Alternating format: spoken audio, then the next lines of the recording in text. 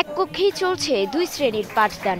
শিক্ষার্থী আর দুই শিক্ষকের মাঝে হার্ডবোর্ডের ছোট দেয়াল।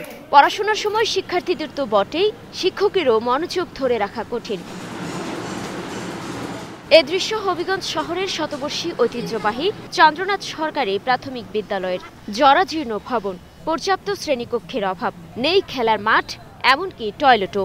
আমাদের ক্লাসরুম কম, তাই আমাদের পড়ালেখায় সমস্যা হয়। আমাদের স্কুলে খেলার মাঠ নাই এবং ক্লাস আমরা ভালো করে করতে পারি না। দুইটা ক্লাস একসাথে হয় যে কারণে পড়াতে গেলে বাচ্চাদের সমস্যা হয়ে যায়। স্কুলের জায়গাটা যেভাবে এখানে দখল কিংবা দেখতেছি যে বাউন্ডারি ওয়ালও দেওয়া হইতেছে, আমরা সরকারের কাছে, নতুন সরকারের কাছে এটাই চাইমু যে এটা তদারকি কইরা কি অবস্থায় আছে স্কুলের জায়গাটা আমরা রক্ষণাবেক্ষণ করতে চাই। পৌরসভায় অনেক জায়গা এখানে দখলকৃত আছে পৌরসভার নামে, এগুলো আমরা পুনরুদ্ধার করতে চাই। বিদ্যালয়ের শিক্ষকরা জানান, অফিস কক্ষেও ক্লাস নিতে হয় শিশুদের, অথচ বিদ্যালয়ের 17 শতক জায়গার একটি বড় অংশ আছে হবিগঞ্জ পৌরসভার দখলে। সেখানে পুকুরও খনন করা হয়েছে, ফলে জায়গা সংকটে নতুন ভবন নির্মাণ সম্ভব হচ্ছে না।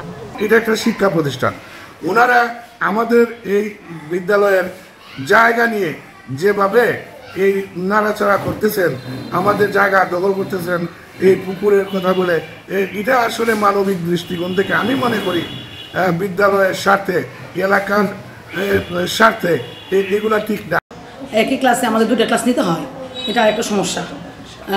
সকালবেলা 1, 2 ক্লাস একসাথে নিতে হয় একই শ্রেণীকক্ষে, তারপর দ্বিতীয় শিফটে ক্লাস 3, 4 এক ক্লাসের সাথে নিতে হয়, এদিকে সংকট। যখন স্কুলে একটা শ্রেণীকক্ষে 2টা ক্লাস চলে, তখন এইগুলা দেখে কোনো অভিভাবক কি তার সন্তানকে স্কুলে দিতে চান না। খেলার মাঠ নাই, আমাদেরকে বার্ষিক ক্রীড়া প্রতিযোগিতা করতে সমস্যা হয়। স্কুলের সামনেই একটা পুকুর আছে, যে কারণে বাচ্চারা অভিভাবকরা স্কুলে ছেলে মেয়ে দিতে সংকোচতা। পৌর কর্তৃপক্ষ বলছে, কাগজপত্র যাচাই ছাড়া দখল নিয়ে কিছু বলার সুযোগ নেই। সেখানে উন্নয়ন কাজ নিয়ে আদালতের নিষেধাজ্ঞাও রয়েছে। তবে শিক্ষার পরিবেশ উন্নয়নে সহযোগিতার আশ্বাস দিয়েছে পৌরসভা। আদালতের নিষেধাজ্ঞার কারণে আমরা এখানে কোনো কিছু করতে পারতেছি না। তো আদালতের নিষেধাজ্ঞাটা উঠে গেলে আমরা ইনশাল্লাহ শিক্ষা বিভাগের সাথে সহযোগিতার মাধ্যমে স্কুলের বাচ্চারা যাতে সাবলীলভাবে লেখাপড়া চালিয়ে যেতে পারে সেই বিষয়ে আমরা প্রতিশ্রুতি।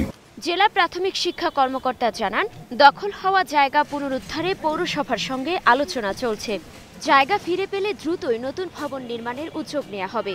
আমরা চেষ্টা করতেছি কিভাবে যে বিদ্যালয়ের সামনে যে খালি জায়গাগুলো আছে পৌরসভার অধীনে, এই জায়গাটা যদি আমাদের বিদ্যালয়ের অধীনে আনা যায়, এই জন্য আমি পৌরসভার সাথে কথা বলেছি।